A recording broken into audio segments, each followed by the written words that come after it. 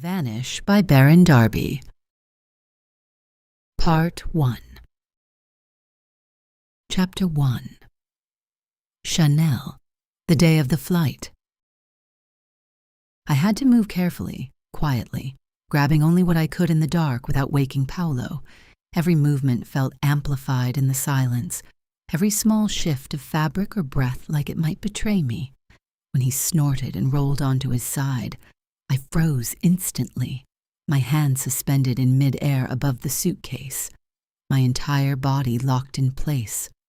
For a moment, I was ready to abandon everything, to slip back under the covers and pretend none of this had ever been planned, but I forced myself to stay still and wait. If he woke up, I could lie. Tell him I had just gotten up to use the bathroom, but even that felt risky, especially with the jeans I was already wearing.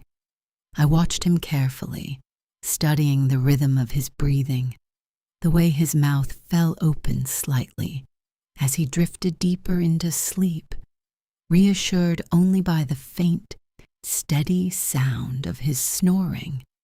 The pill had worked. It had to have worked. I had crushed it myself, mixing the powder into his beer the night before, watching him drink it without suspicion. He kept the Ambien in the bathroom cupboard, a stash from some friend on the black market, stronger than anything a doctor would prescribe. Normally it knocked him out fast, and tonight seemed no different, but I still couldn't take chances. Even with him asleep, every step felt like walking through a minefield. The dresser was off limits, its old wood creaking with the slightest touch, and the closet was just as dangerous with its clattering hangers. So I worked with what I had, clothes from the floor, the hamper, anything I could grab without making noise.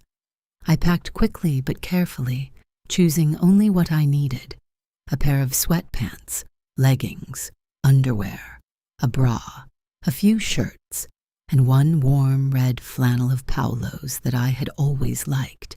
It was January, and I was heading from Wisconsin to Denver. The cold alone justified taking it, but in my mind, it felt like I was reclaiming something, even if it was small.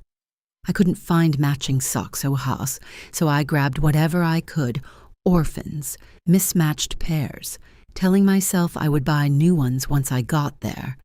Essentials like a toothbrush could wait, too, but I made sure to grab my patchouli perfume, lifting the small bottle gently from the dresser. I dabbed a little onto my wrists, the familiar scent wrapping around me like a memory of something safe, something distant, something better. As I slipped on my tennis shoes, I kept my eyes locked on Paolo, watching for any sign of movement. His eyelids fluttered slightly, lost in REM sleep, while my own heart pounded so loudly I was sure it could wake him. I had timed everything carefully.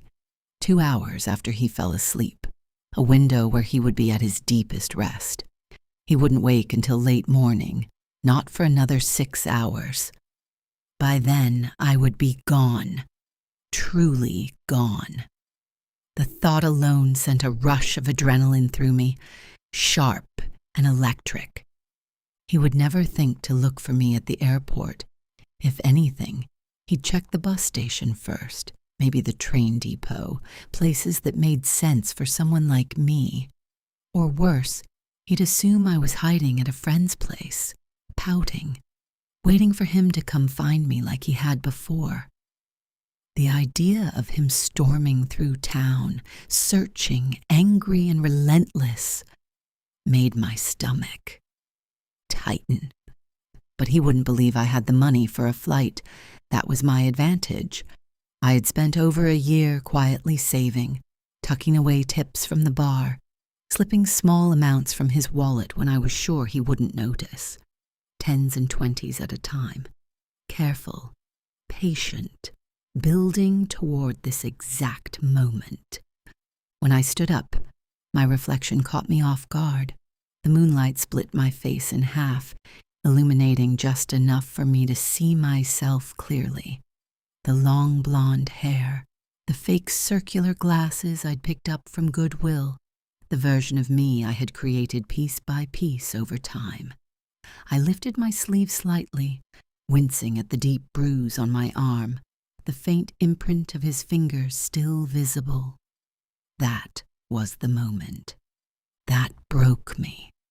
The last fight, the one that made everything inside me shift from fear to resolve. He had accused me again, his voice sharp, his grip tighter than it had ever been. I could still feel it, the pressure, the way he forced me down, the way he took what he wanted without care, without pause. Afterward, when he grabbed my arm and squeezed until it went numb, something inside me snapped. It wasn't just pain anymore. It was clarity.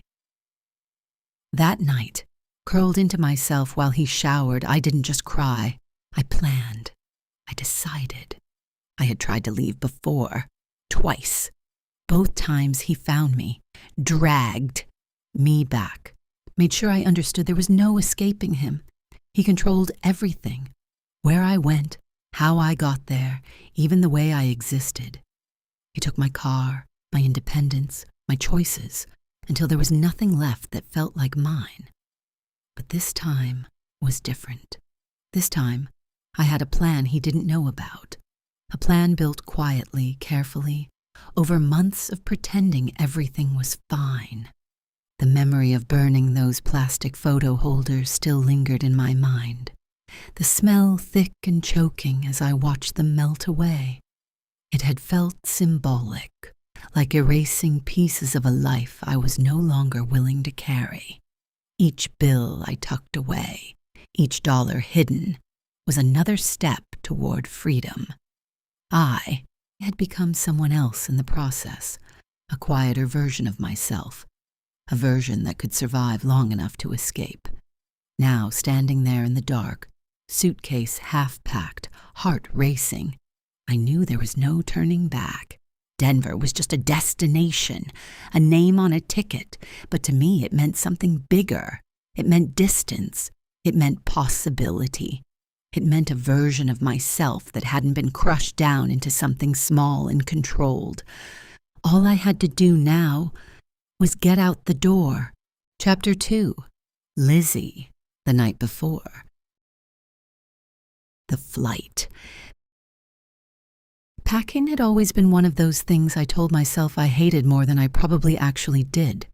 But every time I stood in front of an open suitcase, staring into it like it expected answers from me, the feeling came rushing back all the same.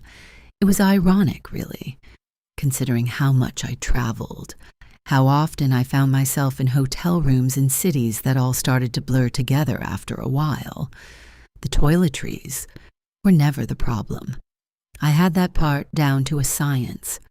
Travel-size shampoo and conditioner from my favorite brand, a bar of moisturizing soap tucked neatly inside a pink plastic container, a small sample of my go-to perfume, floral and light, just enough to remind me of something softer than the life I lived day to day.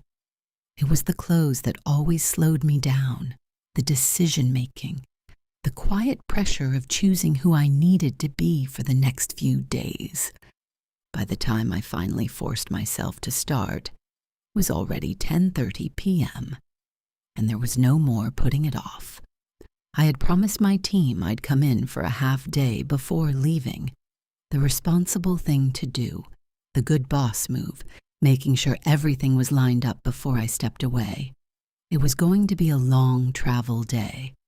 Madison to Denver, Denver to San Diego, and by the time I landed, I'd already be mentally exhausted before the conference even began. 100 news directors in one place, all of us pretending we had the answers, all of us chasing the same question nobody seemed to be able to solve. Ratings were dropping. Viewers wanted something different, something better, and we were all just guessing.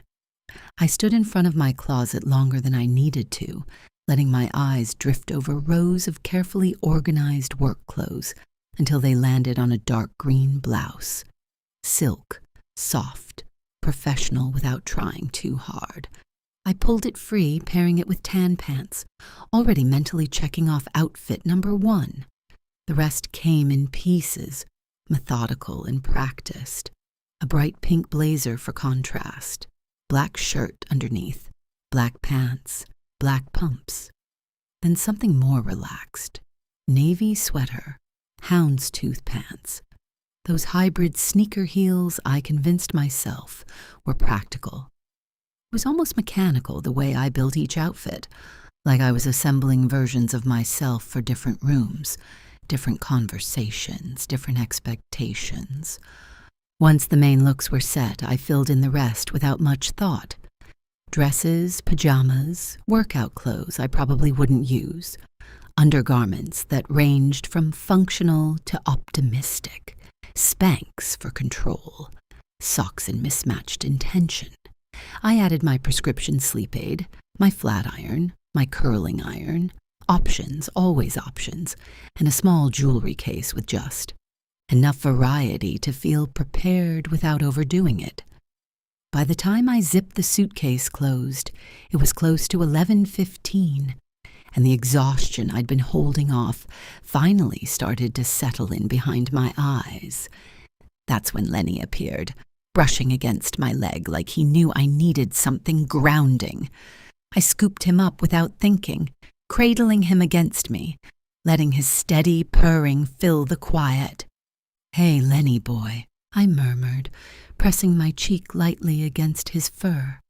There was something about him that made everything feel simpler, even if only for a moment. I told him I'd be back soon, that Dennis would take care of him, that everything would be fine. I said it like I was reassuring him, but part of me knew I was really saying it for myself. The truth was, I was tired, not just physically, but in that deeper way that settles into your bones when your life starts to feel like a loop you can't quite step out of. Drew kept sending me on these trips, and I kept saying yes because on paper I was the easiest choice. Divorced, grown child, no real obligations tying me down. I could go anywhere, anytime, and I did, over and over again. But none of it felt like travel anymore. It felt like motion without meaning. Downstairs, I set out Lenny's food and scribbled a quick note for Dennis, my handwriting slightly rushed but familiar. He'd take care of everything. He always did. Thinking about him pulled me briefly out of the present, back to the day we first met, windows open, music drifting through the air, the kind of accidental moment that turns into something lasting before you even realize it. Dennis had a way of doing that, of turning ordinary things into something lighter, easier.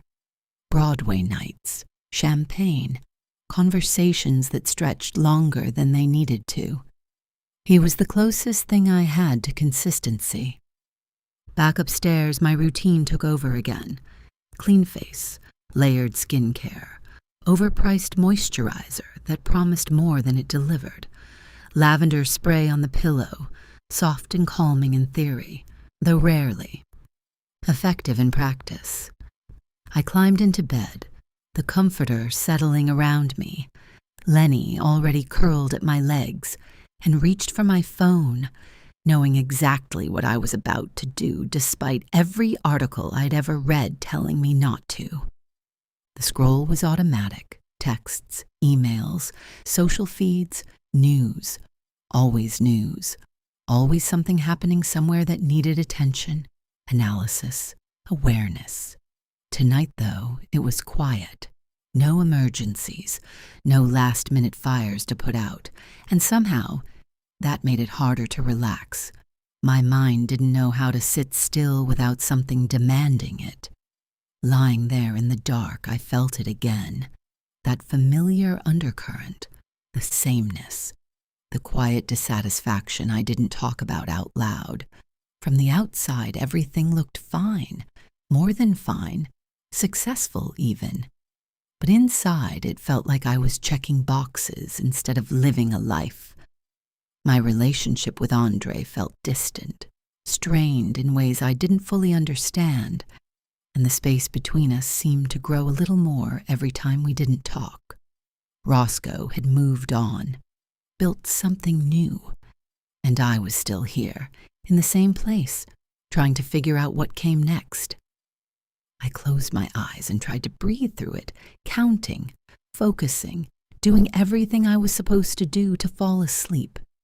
But my mind pushed back, restless, unwilling to quiet down. Eventually, I gave in, reaching for the bottle I kept nearby, swallowing the pill I knew I probably shouldn't take with the schedule I had ahead of me. But I needed sleep. I needed something to slow everything down. Back under the covers, I pulled up an ASMR video, letting the soft, controlled voice fill the space around me. It was familiar, predictable, something I could lean into without thinking too much. And slowly, finally, I felt myself starting to drift. Just before sleep took me, one thought lingered, quiet but persistent. Maybe this trip would be different. Maybe something would change. Maybe my life wouldn't feel the same when I came back. Chapter 3. Chanelle, the day of the flight. The morning dragged in a way that made every second feel louder than it should have, stretching time into something heavy and difficult to move through. I sat in the airport with a breakfast sandwich growing cold in my hands and a cup of coffee I barely tasted, pretending I could relax enough to close my eyes for even a few minutes. But between the caffeine humming through my system and the adrenaline coiled tight in my chest, sleep was impossible. My body refused to let go, refused to forget where I was and what I was doing. I wasn't just waiting for a flight. I was waiting for the moment everything could fall apart. My phone felt like a ticking clock in my hand, and I checked it over and over, knowing exactly what I was waiting for and dreading it at the same time. When the message finally came through just after 11, it hit me like a punch I had been bracing for, but still wasn't ready to take. Where the hell are you? My stomach tightened instantly, a hard knot forming so quickly it almost took my breath with it. For a second, I just stared at the screen, my mind blank except for the rising panic. But then I forced myself to move, to follow the plan I had rehearsed over and over in my head. I typed back carefully, keeping it simple, believable. We were out of milk and a few other things. I walked to the store. He didn't know I had poured the milk down the drain the day before, a small, calculated move to make this lie hold up just long enough. His response came quickly, sharp and suspicious, just like him, too far, too cold. I'll come get you. I could almost hear his voice in the words, could almost feel the weight of his presence behind them. I pushed back, keeping my tone light, casual, the way I had learned to do to avoid setting him off. I need the exercise. You told me to lose a few pounds. I'll grab stuff and make dinner. Steak, medium rare, potatoes. I'll see you after work. That bought me time, hours of it, enough to disappear. I tried not to picture him too clearly, but the images came anyway. Him throwing off the sheets, stretching, yawning, moving through the apartment like he owned every inch of it. Because he did, even the parts that were supposed to be mine. The thought made my skin crawl, and I shook it off, forcing myself to look up, to focus on something else, anything else. The airport buzzed around me, full of movement, laughter, conversations that didn't carry weight, people traveling for vacations, for business, for reasons that didn't involve running from something that could catch up to them at any moment. It didn't feel fair that they could exist in that kind of ease while I sat there, holding myself together piece by piece. Breathe, I told myself, quietly, firmly. Don't look nervous. My hand moved to the baseball cap on my head, adjusting it slightly, using it like a shield. For now, it helped. It gave me something to hide behind. But I had already decided that when I walked down that jetway, I would take it off. That would be the moment I stepped into something new. Not the version of me that flinched and apologized and shrank herself down to fit someone else's expectations. A different version. One that looked like she belonged wherever she was going, even if it wasn't true. I let myself imagine it anyway. A girl on a trip, maybe a business traveler, maybe someone meeting friends. I had already fooled the Uber driver, the woman at the counter. I could do this. I could be that person if I just kept going. But the doubts were still there, creeping in at the edges, whispering the things I had been told for years, that I wasn't smart, that I needed someone to take care of me, that I had never done anything with my life. Those voices didn't disappear just because I was sitting in an airport with a boarding pass in my hand. I stood up, needing to move, needing to burn off some of the energy that was making my hands feel cold and my thoughts feel too loud. I grabbed a sandwich from a cooler I didn't really want, glancing briefly at the souvenirs lining the shelves. Madison mugs, hats, sweatshirts, things that suddenly felt like they belonged to someone else. I told myself I would never come back. Not like this. Not ever. Again. There were no more messages from him after that, and I pictured him at work, focused on something else for a few hours, unaware that the space between us was growing with every passing minute. He would go home expecting dinner, expecting everything to be exactly where he left it. That thought gave me a strange sense of control, something I hadn't felt in a long time. This time, I was the one deciding what happened next. Olivia would cover for me. She had already promised she would. She was the only one I trusted, the only one who had seen enough to understand without me having to explain everything. She had even loaned me money when I realized I was short, pressing the cash into my hand without hesitation. $500. A lifeline. I had promised to pay her back, and I would. Just not yet. Not until I was somewhere safe. I thought about the night before, the way she had looked at me, the way she had lowered her voice when she asked if I needed a place to stay. I had lied to her, too. Not completely, but enough to keep the most important parts hidden. The flight, the destination. Those were mine. Those were the pieces of this plan I couldn't risk sharing with anyone, no matter how much I trusted them. Everyone knew Paolo had a temper. That part wasn't a secret. The fights, the stories, the ex-girlfriend who left after he hurt her bad enough to break something that couldn't just be brushed off. But they also knew the other side of him, the one that laughed, that charmed people, that stepped in when things got out of hand. That was the version I met first, the one that made everything feel easy, safe even. That was the lie. The truth was the unpredictability, the way things could turn without warning, the way I never knew which version of him I was going to get.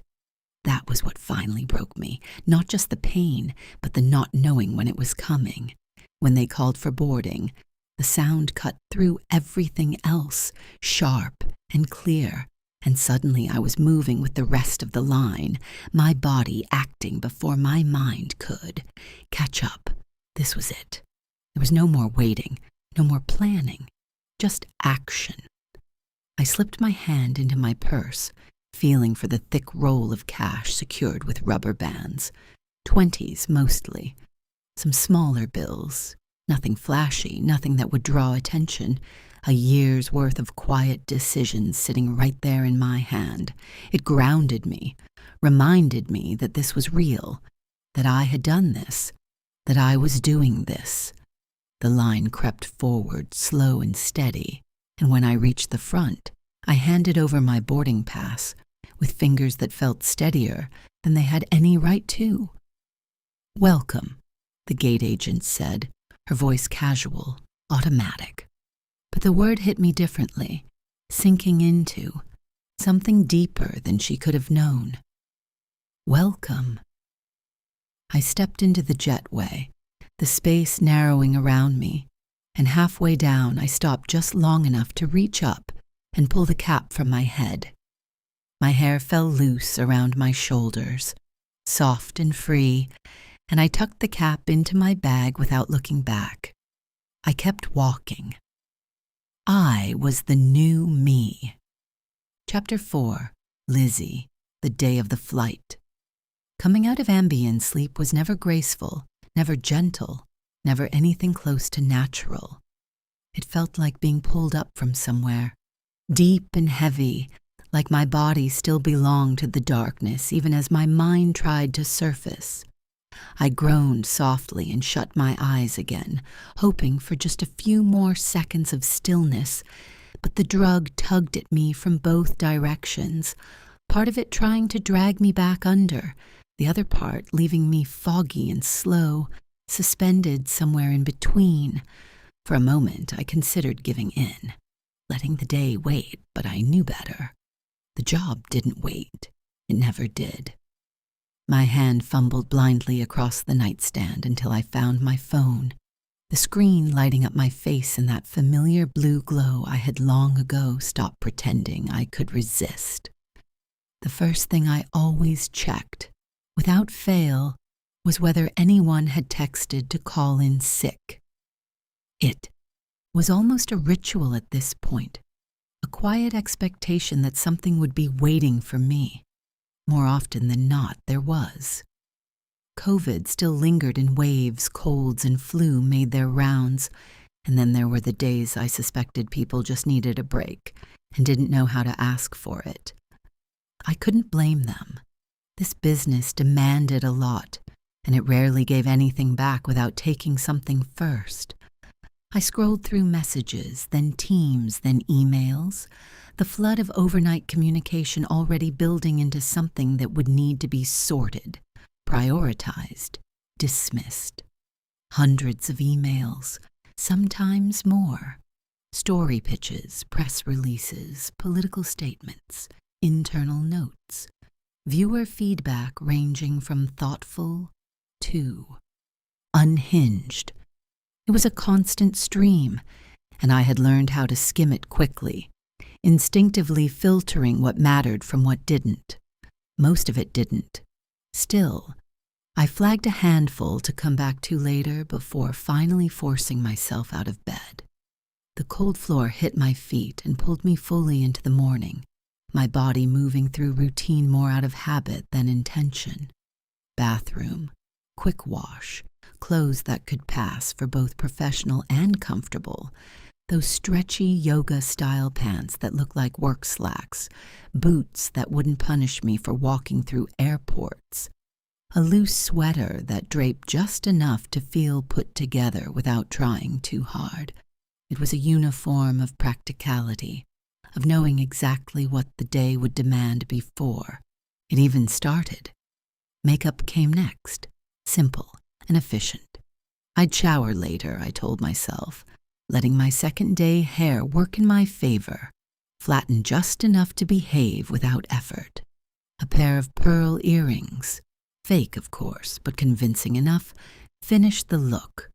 Amazon had made it far too easy to curate a version of yourself that appeared polished without ever being questioned. Downstairs, coffee came first, strong and necessary, followed by a quick breakfast I barely paid attention to. The morning newscast played in the background as I stood at the counter, watching with a critical eye that never really turned off. The anchors smiled and bantered, their chemistry believable. Enough for the audience, but I could see the cracks if I looked closely. The subtle glances, the almost imperceptible tension. It was on my list to address. Viewers wanted connection. They needed to like the people they invited into their homes every morning. And sometimes that required a little behind-the-scenes correction. I rinsed my cup, loaded the dishwasher, fed Lenny, and checked the time. Just after 8. Perfect.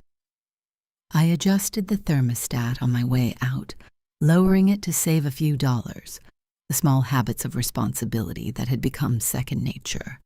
As I reached for my purse, Lenny made his slow, deliberate entrance, padding down the stairs like he had all the time in the world. I knelt instinctively, scooping him up, pressing my face into that soft spot on his head that always felt warmer than the rest of him. "I'll miss you," I murmured, more honestly than I expected. He blinked at me, unbothered, already thinking about his next nap or meal, and I set him down gently beside his bowl before heading out through the garage. The air outside was cold but clear, the kind of morning that felt sharp against your skin but promising in its brightness. Madison moved quietly at that hour. Traffic light, the streets lined with familiar markers, houses, trees, the same strip malls that all seemed to carry the same handful of stores. Starbucks, Panera, predictable. I flipped between NPR and talk radio as I drove, absorbing headlines, mentally organizing the day before it had fully begun. An earthquake overseas, a local strike, assign a reporter, follow up, move on. By the time I pulled into the station parking lot, the lingering effects of the Ambien still clung to me. Not enough to slow me down completely, but enough to make everything feel slightly delayed, like I was moving through water instead of air. I shook my head once, trying to clear it, already thinking about the second cup of coffee I would need before the morning meeting. The building stood exactly as it always had. The satellite dishes, the call letters, the quiet hum of something bigger than any one person inside it. There was still something about it that stirred something in me, even after all these years. The idea that what we did mattered, that it reached people, that it had weight. I had grown up watching this world, names like Diane Sawyer and Barbara Walters shaping what I thought journalism was supposed to be. That part of me hadn't faded, even if other parts had. Inside, Bernie greeted me like he always did, bright and consistent. A small moment of steadiness before stepping into the organized chaos of the newsroom. The energy was just starting to build, anchors finishing their segments, producers wrapping up overnight work, conversations overlapping in that familiar rhythm. It was controlled, but only just. I moved through it all easily, checking in, observing, stepping into my role without hesitation. My office was tucked off to the side, small and windowless, but I had made it my own in the ways that mattered. Soft lighting, personal touches, small reminders that it was more than just a workspace. Emails piled in almost immediately, and I worked through them quickly before grabbing more coffee and heading into the morning meeting. "Good morning," I said, setting the tone like I always did. Efficient, focused, in control. The meeting moved quickly, assignments made, expectations set, the day unfolding in front of us in manageable pieces. I reminded them I'd be out that afternoon, that Thomas would step in, that everything would continue as planned. It always did. the machine, kept moving whether I was there or not. Still, as I made my rounds before leaving, checking in with each manager, setting up follow-ups, there was a small part of me that felt the weight of it all again. The repetition, the predictability, the sense that I had been here before doing this, saying these same things over and over again. By the time I left for the airport, the comments followed me out. Have fun. Lucky. Don't stay in California. I laughed them off, playing along, but inside the irritation lingered. They didn't see the work behind it, the exhaustion, the performance. At the airport, everything slowed again. Parking, unloading, the familiar routine. My phone buzzed. Just as I reached for my suitcase, and seeing Renee's name softened something in me immediately. Her message was simple, but it carried weight. Be safe. I smiled as I responded, adding a heart without thinking too much about it. She had always been there, stepping into spaces left behind when everything else fell apart. Losing our parents had carved something out of me that never quite filled back in. But having her made it bearable. Inside the terminal, everything moved smoothly. Security was quick, the gate easy to find, time stretching out in front of me with nothing urgent demanding it. I grabbed a salad I barely wanted, still trying to lean into habits that made me feel like I was taking care of myself, even if it was only surface. Level. The gate area filled with the usual mix of people, each one carrying their own story, their own reason for being there. Business travelers, retirees, families juggling too many bags and too many responsibilities, kids with too much energy, and a woman in a baseball cap sitting alone, her face hidden from view. I watched them all for a moment, taking it in, the quiet before movement, and then, almost without thinking, one thought slipped through.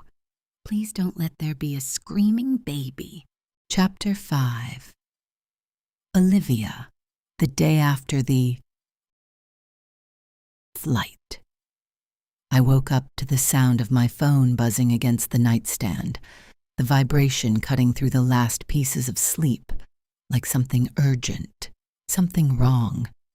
Still half buried under the blankets, I reached for it, squinting at the screen as 3 missed voicemails stared back at me, all from Paolo. My stomach tightened before I even pressed play. I already knew what I was about to hear. When his voice came through, loud and aggressive, it hit like an alarm going off too close to my ear. He wasn't asking. He was demanding. Where was she? Why wasn't she home? Tell me where she is so I can go get her. I pulled the phone away, letting the rest of the message fade into noise. That was enough. More than enough. I didn't need to hear the other 2 to know they would only get worse, sharper, more impatient, more threatening. I rubbed my face, trying to shake off the heaviness of sleep, but the tension had already settled in. Chanelle had actually done it. She hadn't just talked about leaving this time. She had gone, and she hadn't said a word to me before she did. I sat there for a moment, staring at the ceiling, trying to piece it together. Just last night, I had shown her how to use Uber, walking her through it step by step like it was no big deal, like we were just talking about rides and not escape. I figured she'd need a few days, maybe come crash on my couch first, test the waters before making a move. I didn't expect her to disappear overnight. Not like this. Not without a heads up.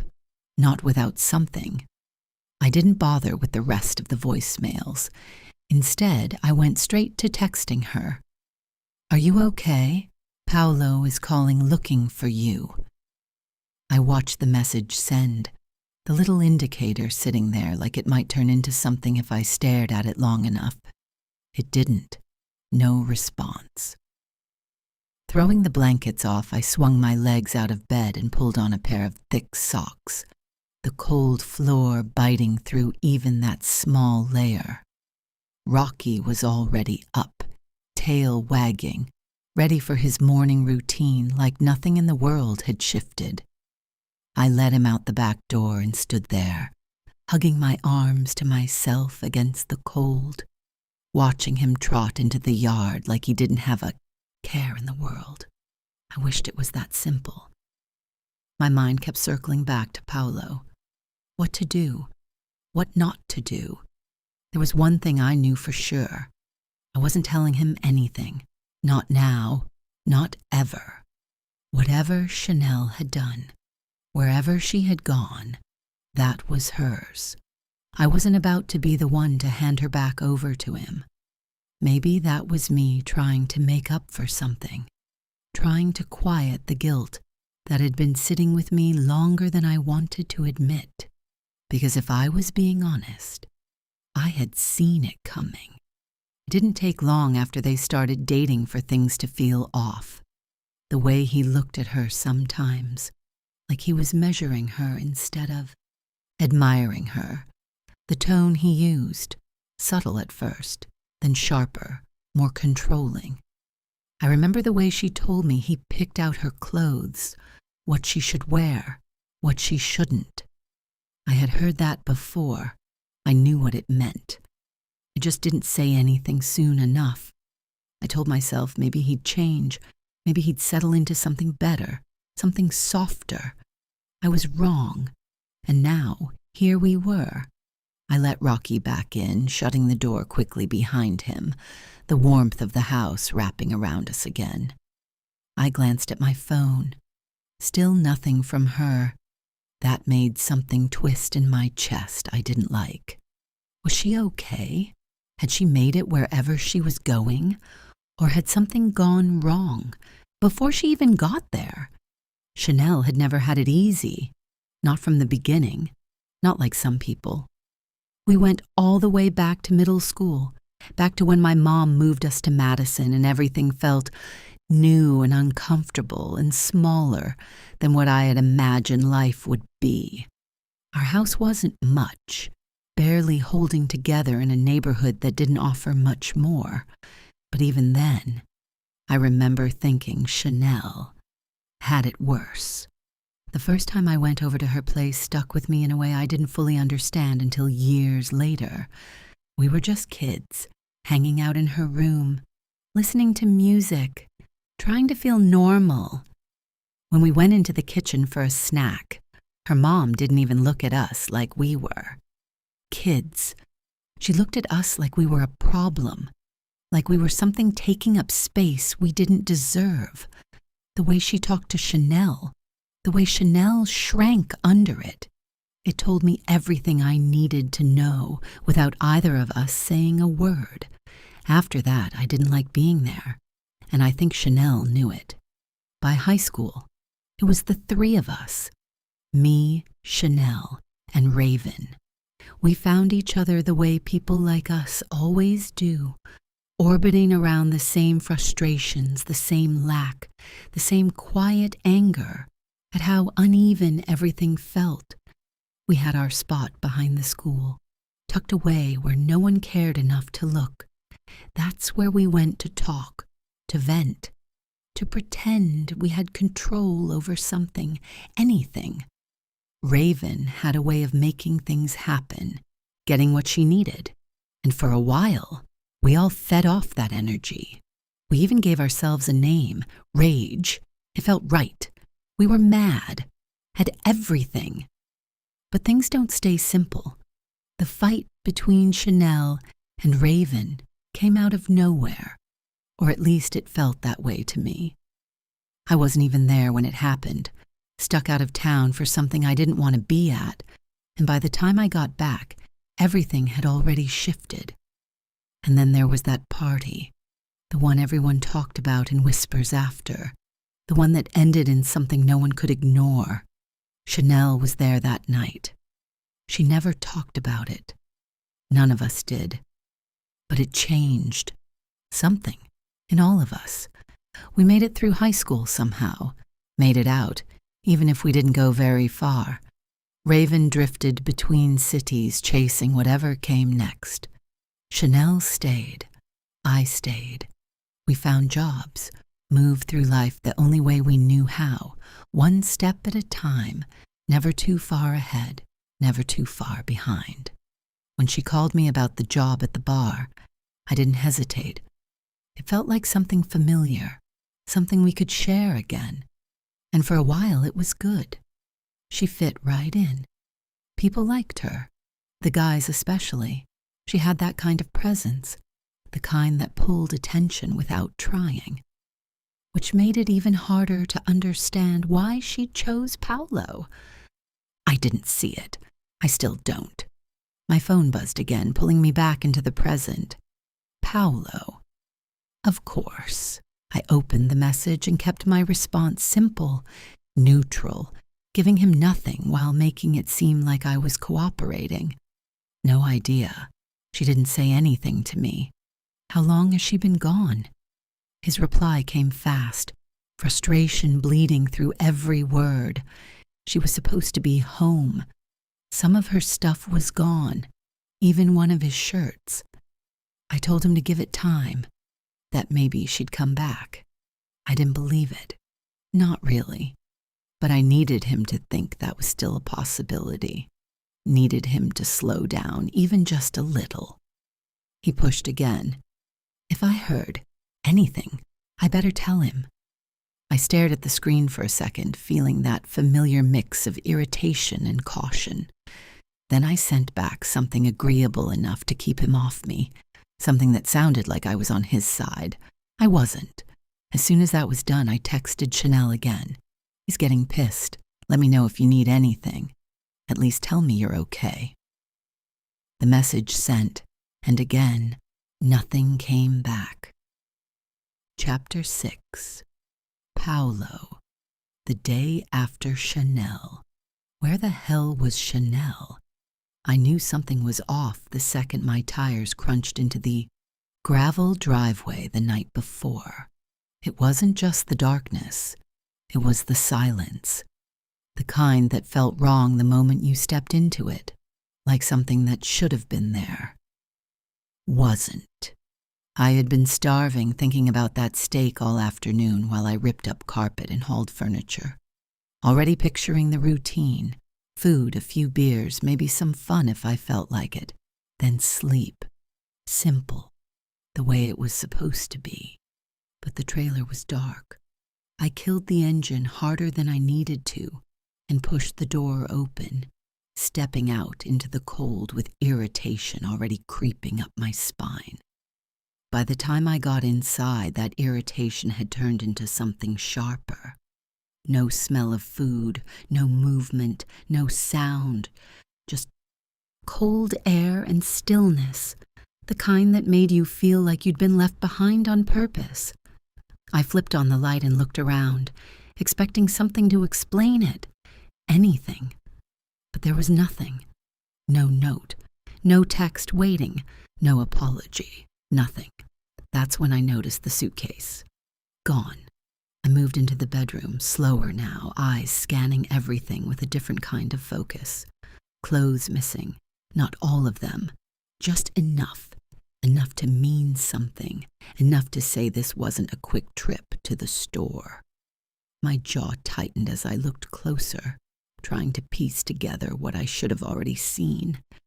And then I caught it, my red flannel, gone too.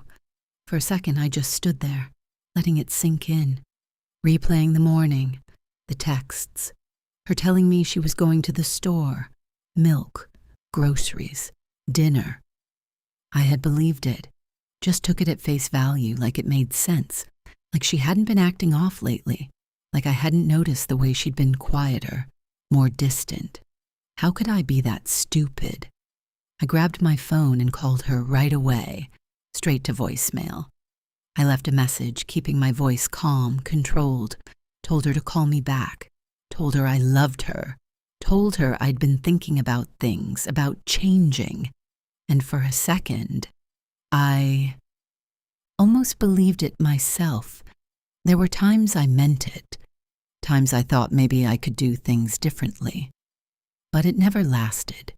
She always did something, said something, pushed something just enough to set me off. That was the problem? Not me. Her. She knew how to get under my skin, knew exactly what buttons to press. Anyone would react the way I did in that situation. Anyone. When she didn't call back, I left another message, then another. By the time I was heating up a frozen pizza, the anger had started to build, slow at first, then faster, tightening in my chest like something alive. The food didn't help. It never did when I was like that. I needed something stronger. I grabbed the vodka, took a long pull, then another, letting it burn down my throat, smoked a little to take the edge off. It didn't. If anything, it made the thoughts louder. Each voicemail got worse, more direct, less patient. Where are you? You think this is funny? You better call me back. By the time I finally passed out on the couch, the anger was sitting heavy in me, waiting. The next morning, it was still there, head pounding, mouth dry, the kind of hangover that makes everything feel louder than it should. And she was still gone. That's what didn't make sense. People don't just disappear. Not like that. Not without. Help. Olivia. That had to be it. I grabbed my phone and started calling her, not even bothering to ease into it. Left one voicemail, then another, each one pushing harder, trying to break through whatever story she was about to feed me. When she finally texted back, acting like she didn't know anything, it only made it worse. Maybe she was telling the truth. Or maybe she wasn't. Maybe Chanelle was right there with her, reading my messages, both of them laughing like this was some kind of joke. That image hit me harder than anything else, and before I even realized what I was doing, I had picked up the nearest glass and launched it across the room. It shattered against the wall with a sharp crack, pieces scattering across the floor, catching the light in jagged reflections. Good. Let it break. I didn't move to clean it up. Didn't care. I stepped right over it, boots crunching down on the pieces without hesitation. That's when my eyes landed on the rifle, mounted on the wall like it had always been. My dad's rifle, his dad's before him. I walked over slowly, reaching up and pulling it down, the weight of it settling into my hands like something familiar, something steady. I blew a thin layer of dust off the barrel and ran my fingers along it, remembering what it felt like to use it, to line up a shot, to take control of something in a single moment. It had been a while, but the feeling came back quick. I lifted it, bringing it up to my shoulder, looking down the sightline as I moved it across the room, steady, controlled. There it was, that same sense of power, that same clarity, no confusion, no second guessing, just action. That's what this was about, control. Chanelle thought she could just leave. Olivia thought she could play dumb, like I wouldn't figure it out, like I'd just let it go. Not happening. I lowered the rifle slightly, letting the thought settle in. There were other options, too. The handgun under the seat of my truck. The one Chanelle didn't know about. The one I kept to myself. Some things were better that way.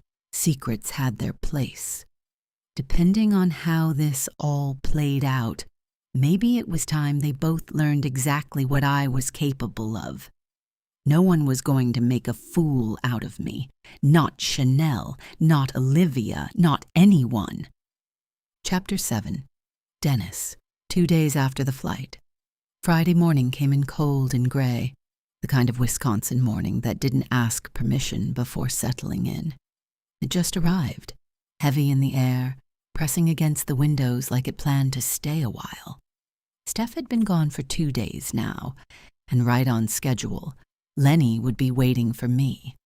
I pulled a red and white Wisconsin Badgers cap down over my still unshowered hair, grabbed her house key from the drawer where I kept it, and stepped outside, the cold biting just enough to wake me up fully as I crossed over to her. Side of the townhouse.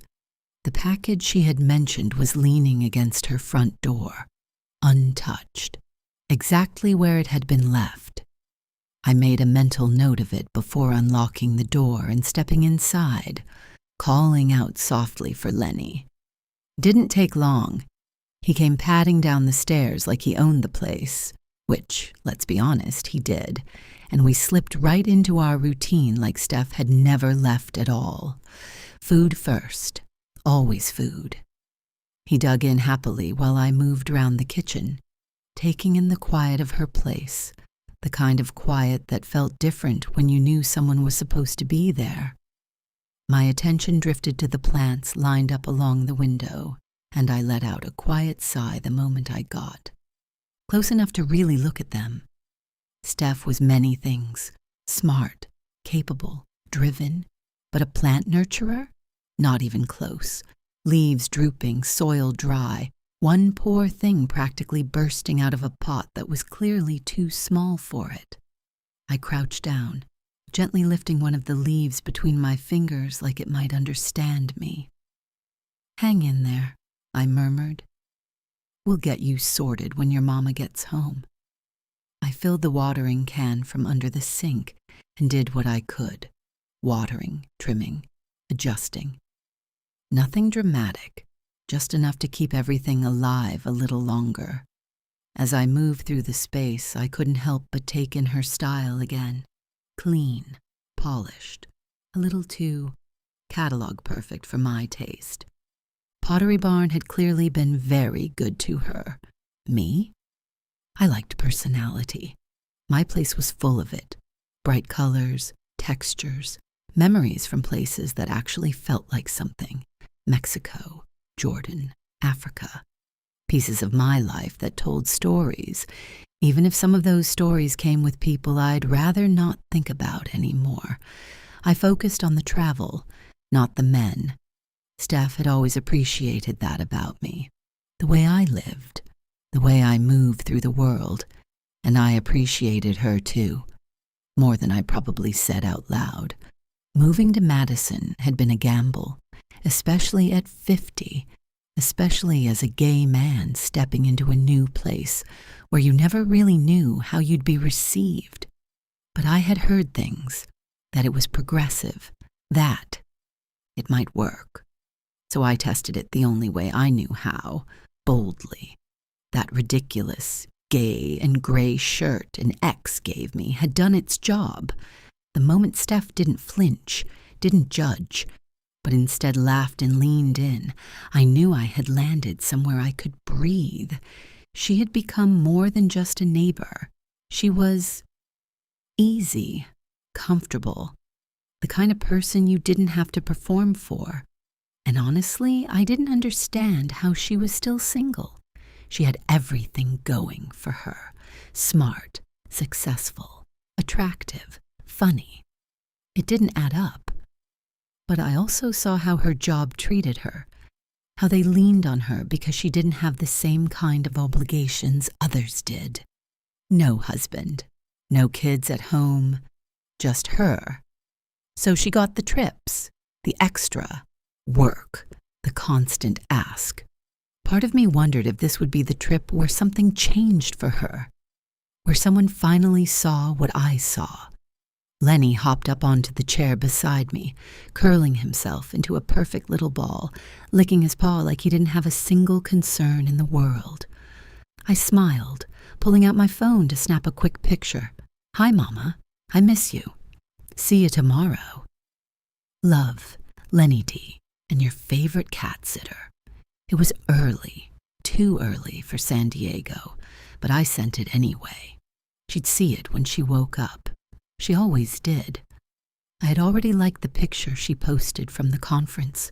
Some sign outside a ballroom welcoming everyone like it was something glamorous.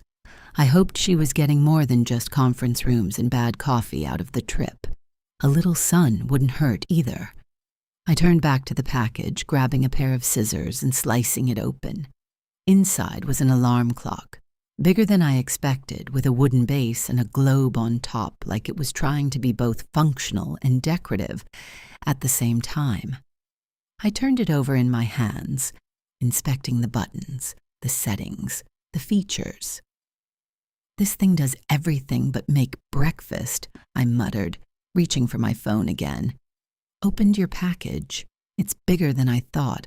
Lots of options. I think you'll love it. Want me to put it by your bed?" After giving Lenny another quick scratch under the chin and enjoying that deep, content purr, I told him I'd be back later and stepped out, locking up behind me. Back in my own place, I made an espresso, fed Evita, and settled into my workday, or at least I tried to.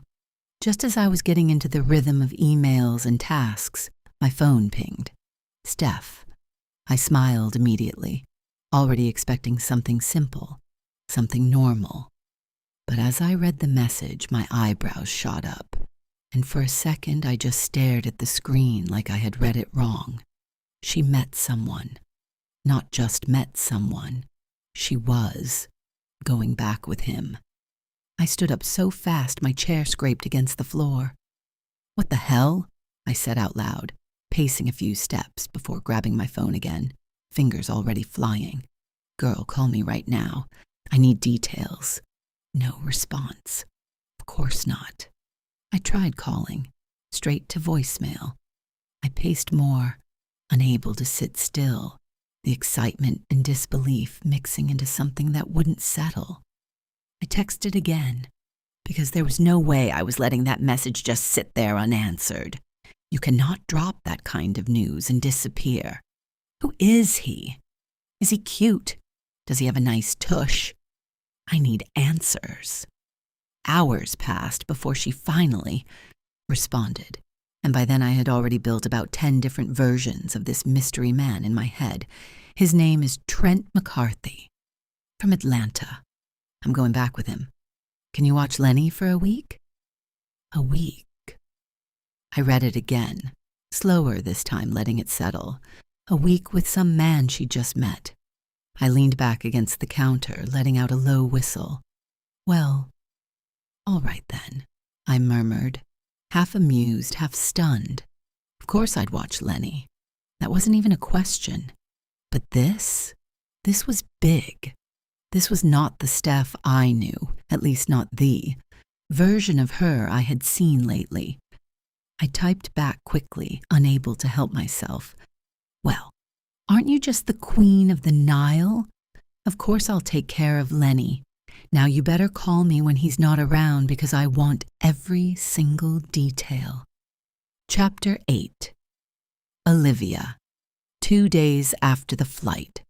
Paolo was already there when I pulled into the parking lot, leaning against his pickup like he had been waiting a while, like he had nothing better to do than stand there and let his anger build.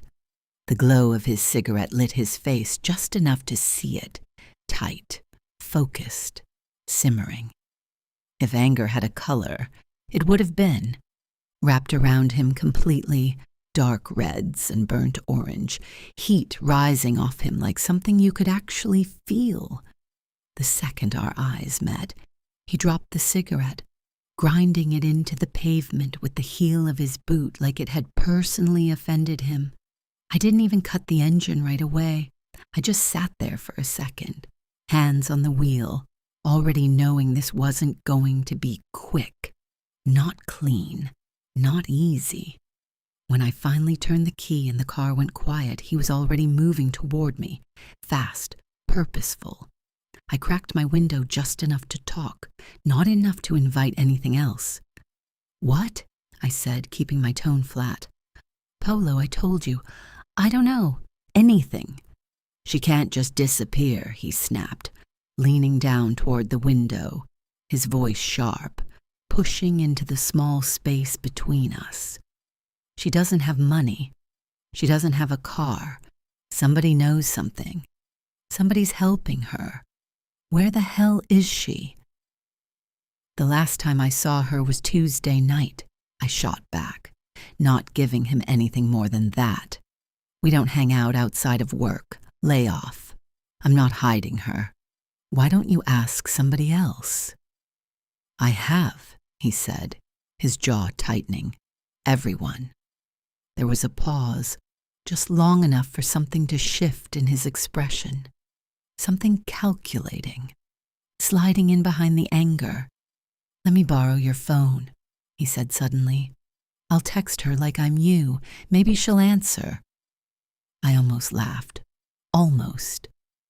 I don't give my phone to people, Paolo, I said, shaking my head. And for your information, I already texted her. She didn't respond. I don't know anything. Deal with your own business. I have to go to work. I didn't wait for him to respond. I rolled the window up the rest of the way, pushed the door open, and stepped out, moving past him before he could block me. Olivia, he called after me, his voice dropping lower, more dangerous. I swear to God, if you're lying, you'll do what? I cut him off. Not. Turning around. I'm not lying. I kept walking, forcing my steps to stay steady, controlled, even though I could feel the nerves creeping in under my skin, that look in his eyes. It wasn't just anger. It was something else, something unpredictable, and that combination never led anywhere good. Inside the bar, the familiar noise and movement wrapped around me like a shield, but it didn't fully settle the unease sitting in my chest. I went straight to the restroom, closing the door behind me and gripping the edge of the counter as I took a slow breath. Be cool, I muttered to myself. Just be cool. I had a feeling, no, more than a feeling, that Chanelle wasn't coming back anytime soon, and that left me standing right in the middle of something I didn't ask for. Part of me was sad. We had history, years of it. Another part of me was curious, wondering where she was, what she had actually done, how far she had managed to go. And then there was the anger, the fact that she left me here to deal with him without even telling me when she was going.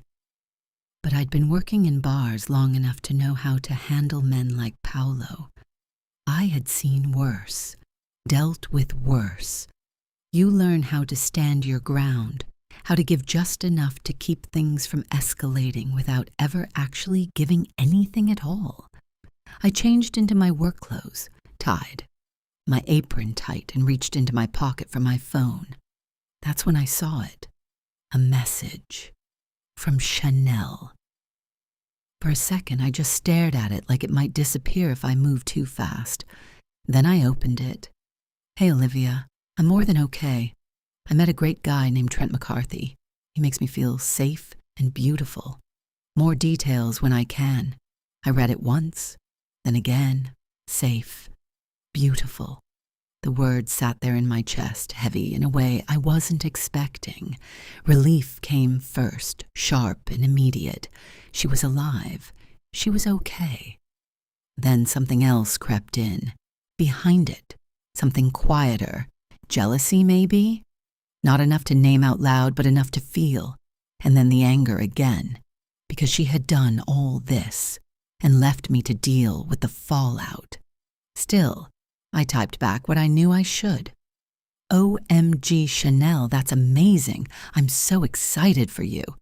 The second the message sent, I deleted the entire thread. Every word, every trace, no evidence. Not for him, not for anyone.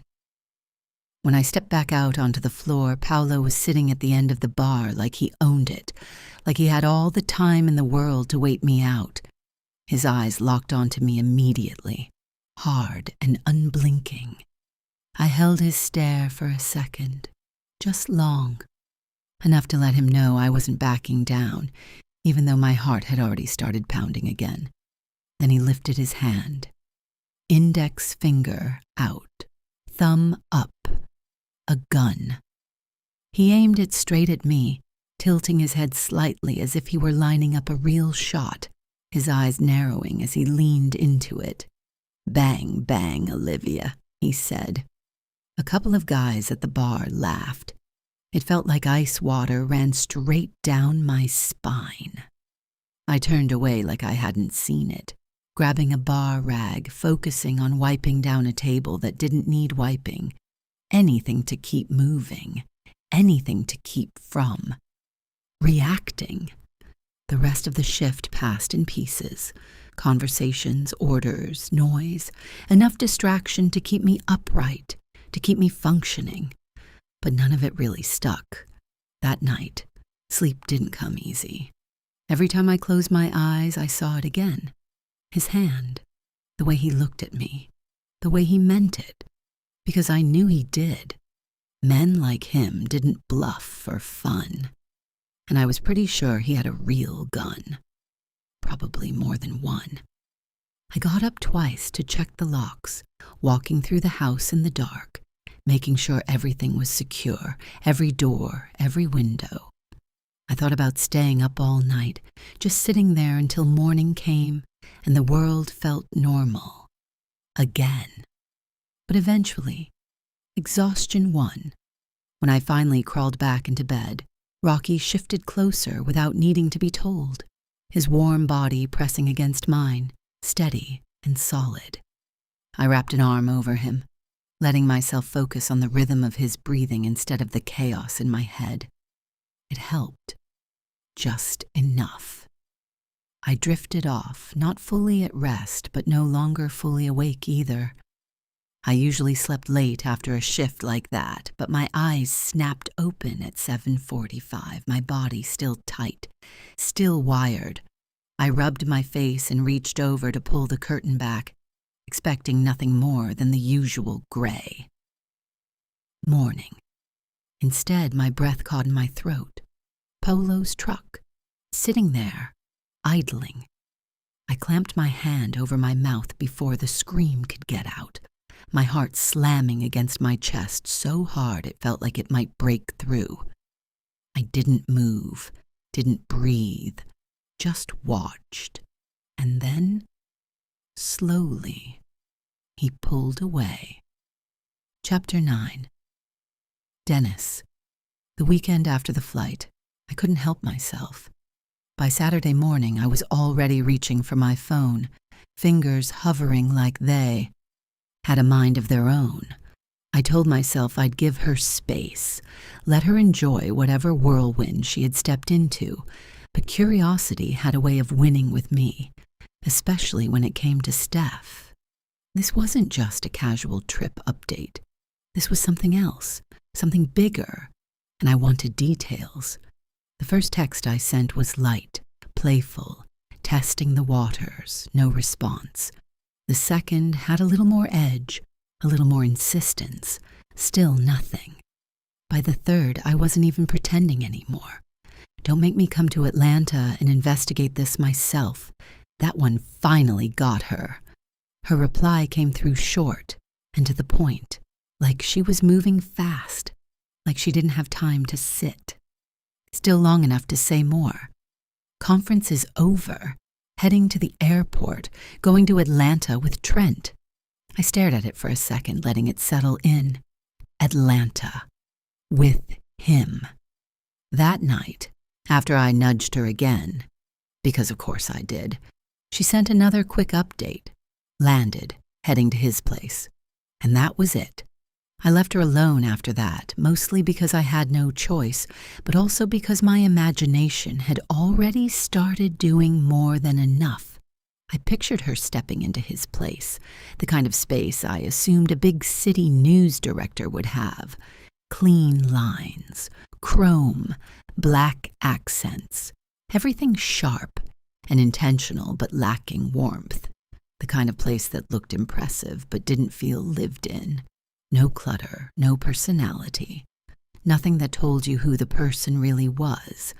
Nothing like my place. My thoughts drifted further than I wanted them to, landing somewhere I didn't need to go just yet. And I shook it off, physically turning my head like that might clear it. It was early. They had just met. This was probably still in the getting to know you phase. Drinks, conversation, maybe some flirting, nothing more. At least that's what I told myself. Sunday morning, I held out as long as I could, waiting until 11, which meant noon in Atlanta. Plenty of time for breakfast, coffee, whatever people in the early stages of something exciting did together. Then I caved. Inquiring minds want to know. How was night 1? Do tell. I added a little questioning emoji for good measure, like that softened the intrusion. Her response came back quicker this time. So far, so good. He wants us to stay in all day to get to know each other. I smiled at that, leaning back slightly as I read it again. Va-va-voom, I muttered to myself, sending back a string of hearts. The rest of the day, I found myself checking in on Lenny more than necessary, using him as an excuse to stay connected to something familiar. I stopped by 3 separate times, fed him, brushed him until he practically melted into the chair, purring like he had no idea his mother might be off falling in love in another state. I wanted more details. Of course I did. But I forced myself to wait. Monday came, and with it work, structure, routine. But Steph had clearly settled into something else entirely. Her text started early and didn't stop. The first one included an address and a photo of a white stucco condo building, clean and polished, the kind of place that tried to look effortless. This is Trent's place. Look it up on Zillow. It's gorgeous inside. I raised an eyebrow at that already, reaching for my laptop. If she told me to look, I was going to look. I typed in the address, pulled up the listing, and leaned in, studying each photo carefully. And there it was, exactly what I expected. Gray walls, dark wood cabinets, track lighting, everything in its place, everything designed to impress without revealing anything real. It wasn't ugly, not at all, but it felt cold, controlled, a space that told you more about what someone wanted you to see than who they actually were. Still, I typed back with a smile. Ah, the love nest. Very nice. A few hours later, another message came through. This time a photo of 2 lattes sitting on a cafe table, bright mugs with peaches splashed across them. Checking out the neighborhood. It's full of life. That line made me laugh, softly, pulling up an old reference without even thinking. Le Cham. To life. I waited for her to catch it. She didn't. The next round of messages came in a cluster, faster, more excited. One photo showed her standing at Centennial Olympic Park, fountains dancing in front of her, the shot taken from behind. I recognized the hat immediately, the cream-colored one she always loved, her hair falling just right beneath it. He's such a good tour guide. Taking. Me, all over the city. Before I could respond, another message popped in. This time, a TV station, satellite dishes, trucks, the familiar setup, then a voice memo. I hit play instantly. Her voice came through bright, alive in a way I hadn't heard in a while. Last stop, Trent Station. He's the boss here, and he's very bossy with me. Tells me where to go, what to do, and I just follow. Talk soon. I sat there for a moment after it ended, letting the tone of it linger. Bossy. That word stuck with me more than the rest. I typed back something simple. Great to hear your voice. Have an amazing time. Lenny's doing great. But inside I felt split. If this was real, if she had actually found something good, something meaningful, then that was everything I could have wanted for her. Truly. She deserved it. She deserved someone who saw her, who chose her. But if this was real, then things would change. Our nights, our routines, Broadway and bubbly, all the small things that made up our version of normal. They might not survive something like this. She could move to Atlanta. I felt that one deeper than I expected, a quiet ache settling in before I could stop it. The thought of a different neighbor, a different energy next door, someone I didn't know, someone who might not understand me the way she did, someone who might not like me at all. The next text pulled me out of it. A photo, a mug, white, with a bright yellow sun and a skyline sketched across it, a looping message written in cursive across the front. Greetings from Hotlanta. Your gift from my trip.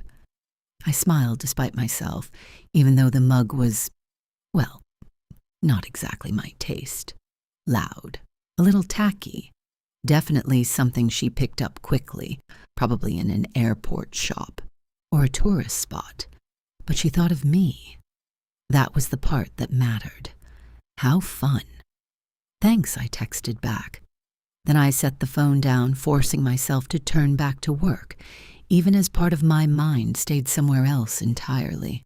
I couldn't spend the whole day wrapped up in her story. Could I? Chapter 10. Paolo. The weekend after the flight. Chanelle had been gone since Wednesday, and by the time the weekend hit, it wasn't just my problem anymore. I could feel it spreading. At the bar, people were whispering. I didn't have to hear the words to know it was about me, about her, about what she did. Every time I walked in, conversations cut off too fast, heads turned just a little too late, eyes dropped like they didn't want to get caught looking. It made something in me twist tighter. That familiar feeling, the one I called the devil. It was awake now. I could almost see it in my head, standing there behind my eyes with a pitchfork in its hand, flames licking up around its feet, daring me to do something, daring me to stop letting people think they could get away with this. Chanelle thought she could just disappear, make me look stupid, and everyone else thought it was something to gossip about, like it was entertainment. No, not happening. Sleep wasn't coming easy anymore. When I did manage to close my eyes, it didn't last long before something pulled me back up again. My thoughts wouldn't settle. My body wouldn't settle. Food wasn't helping either. I wasn't cooking. Didn't feel like it. Didn't care. McDonald's was easy, fast, enough to keep me moving. Nothing more. The only thing that cut through it, even for a little while, was shooting. Out back, I set up empty beer cans on a row of old stumps, lining them up like they were waiting for me. The rifle felt right in my hands the second I picked it up. Familiar, solid. Then the handgun. Switching. Between them, adjusting distances, changing angles, testing myself. Each shot cracked through the air, sharp and clean, and every time a can jumped, spun, or dropped, something in me eased for just a second. Just a second. That moment when the shot landed, when everything lined up exactly the way it was supposed to, that felt good. Better than anything else right now. The anger didn't disappear. But it shifted, turned into something sharper, more controlled. Saturday, I stayed out there for hours. But by Sunday, I needed more. I went back into the trailer, into the storage area, digging through boxes, until I found what I was looking for. Her stuff, old things, things she didn't think I'd ever look at. A cardboard box tucked away like it didn't matter. Inside were photo albums, or what used to be albums. The pages were a mess, pictures pulled out of their holders, shoved in loose like someone didn't care about keeping them in order anymore. Maybe it had always been like that. I wouldn't know. I had never taken the time to look before. Now I did. I flipped through them slowly at first, then faster, pulling out photos, stacking them off to the side. Younger versions of her, different hairstyles, different expressions, smiling in ways I hadn't seen in a long time. There were cards, too, tucked in between the pictures. Birthday cards, Christmas cards, envelopes still sealed or half opened. I grabbed one at random. "Have a very Merry Christmas," signed by someone I didn't recognize. I tossed it aside. Another one caught my attention. A birthday card from someone named Raven. Atlanta return address. I opened it, reading slowly at first, then again, more carefully. "Jazzy, happy birthday. You, me, and Olivia." Rage against the machine. "I can't believe what you told me about that guy, Paolo. What an... If I can, help. I have a way with people." My hand stopped moving. I flipped the envelope over, checking the date. 5 months ago. Her birthday. "You've got to be kidding me," I muttered, reading it again, the words hitting harder the second time through. She had been talking about me to other people, calling me that, after everything I did for her. And this Raven, whoever she was, talking like she could step in, like she had some kind of role in all this, like she was part of it. My jaw tightened, something hot rising up fast, too fast to slow down. It clicked. Olivia, Raven, Chanelle, all of them. There was no way this was random, no way she just packed up and left on her own.